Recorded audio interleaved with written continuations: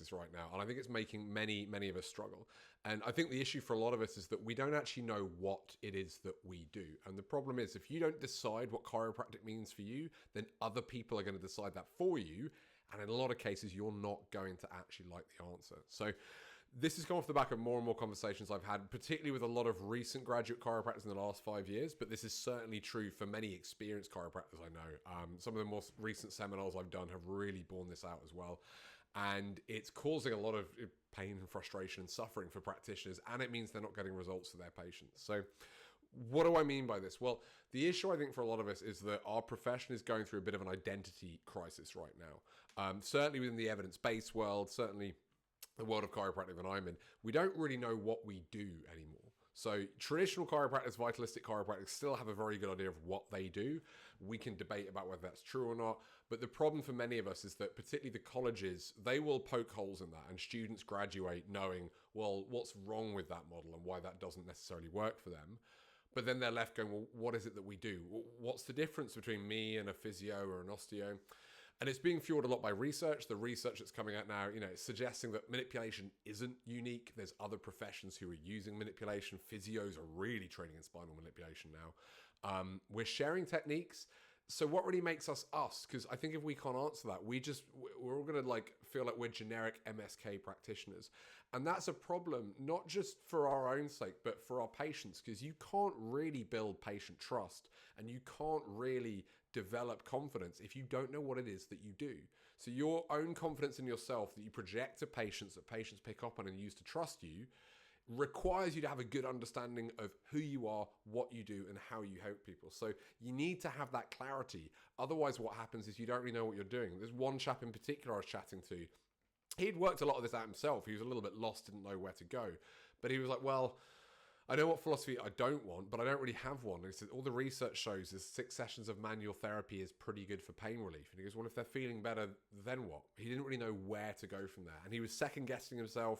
He was feeling quite lost. And it's a feeling that's common to many practitioners. So this is almost certainly not going to be one video. I think there's going to be a couple of parts to this. I want to talk about chiropractic philosophy for the rest of us. So I'm not talking about traditional philosophy. I'm not talking about traditional vitalism, DD, BJ Palmer, all those guys. That's not really my jam. I'm not going to talk about what I disagree with on that. I'm just going to talk about what philosophy might look like for the rest of us. Because if you don't know your philosophy and you don't know why it is you're making certain recommendations, or you don't know what it is you're actually doing for patients, you're going to be lost. And I think we all need a philosophy. If you don't like that word because it's loaded with baggage in chiropractic, think of it as your chiropractic why, your reason for doing things, whatever it might be, the things that really underpin you. And I do believe you need some core principles. And through this series, I'm going to share what my philosophy is, not because I think everybody should do what I do. I think having a range of philosophies and concepts is actually a strength overall. But I want to share mine because some of them, many of you, if you don't have anything, it might be helpful to at least latch on to some kind of coherent idea that I have while you develop your own. And at the very least, it would get you thinking about, well, what are your truths? What are some of the things that you believe and that you stand by as a chiropractor there? So obviously, one of the core things for me, the one I'm going to focus on this video, won't be a surprise, is patient-centered care.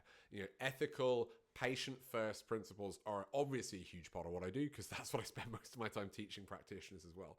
And for me, one of the key parts of that is respecting patient autonomy. So one of my truths, one of my principles is that I never try to persuade patients. I sometimes catch myself wanting to do it and I catch it and stop it as soon as I can. I don't try to persuade or convince a patient to do anything.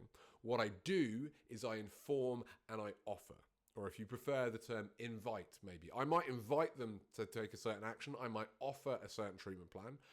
But I see myself as a consultant. They come to me with a problem. I use my expertise to work out potential solutions. I then offer those solutions back to the patient and I let them make the decision. If they turn around and go, thanks, Chris, but I don't really want that, I'm going to do something else instead.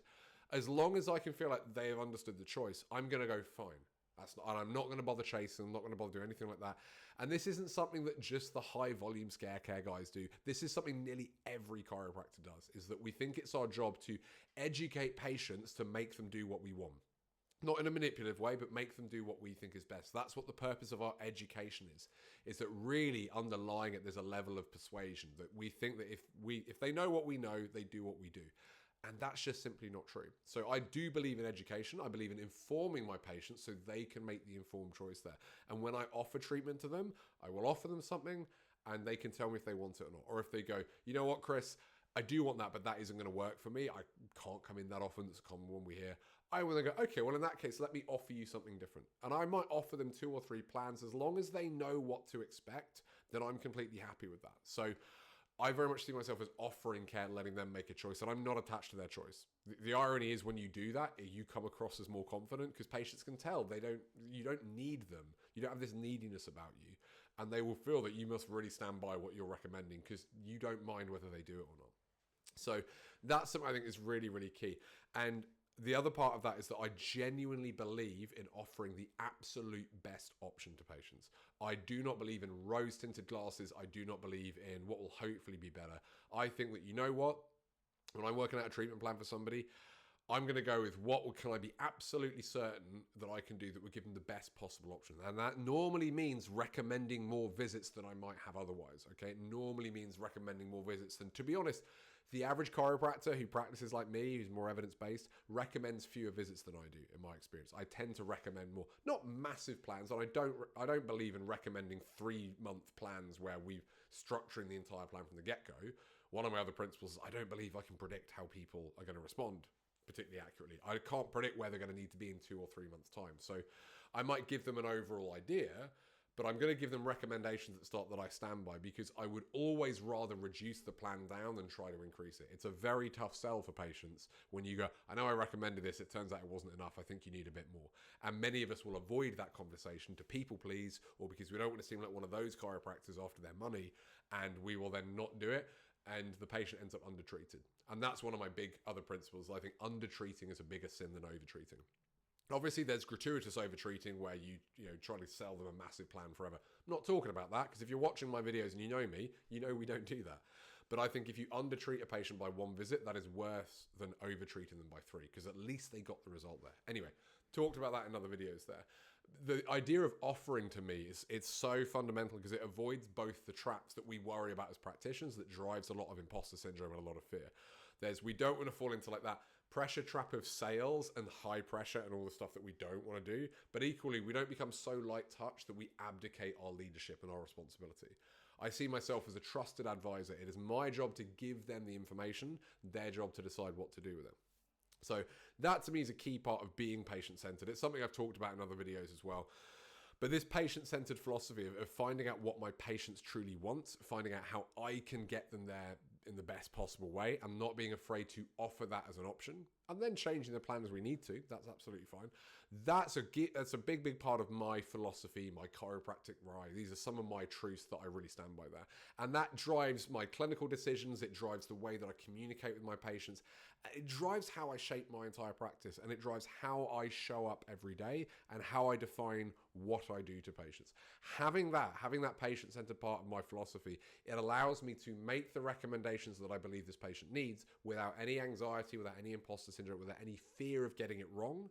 Because I know that if I get it wrong, we can adjust it. But I also know I'm giving them the best possible chance. And if they come back and want to do something different, we'll have that conversation again. It's not a persuasion or a negotiation or anything like that. But like I say, it's really important that you have some sort of philosophy or chiropractic why or some truths you stand by. Because if you don't, if you have nothing, you'll feel completely lost. You will never get past imposter syndrome because you'll frankly never really know what it is you're doing. Your patients will pick up on that. You'll have a stressful career that won't be very successful. That's a tough place to be. Otherwise, what you'll do is you'll borrow someone else's philosophy wholesale, often without realizing it. This is what happens to people when they work in a certain practice and they just go, well, I don't have a philosophy these people do. I'll just adapt that one. If it turns out to be a philosophy that works for you, great. However, the reason many new grads leave practices early on is because they find out this is not a philosophy that works for me. So you really do need to think about what a philosophy is that works for you. So that's part 1. Part 2, what I'm going to look at what I personally believe we're actually doing in the room with our hands. What does chiropractic treatment involve? Because to me, understanding that allows you to explain it in a way that changes everything, that patients really understand it. It is going to be a video that some people are going to disagree with. I know I'm going to trigger and upset some people with it. I'm just sharing it as my example. So keep an eye out for a couple of days. I'm going to share more with you then.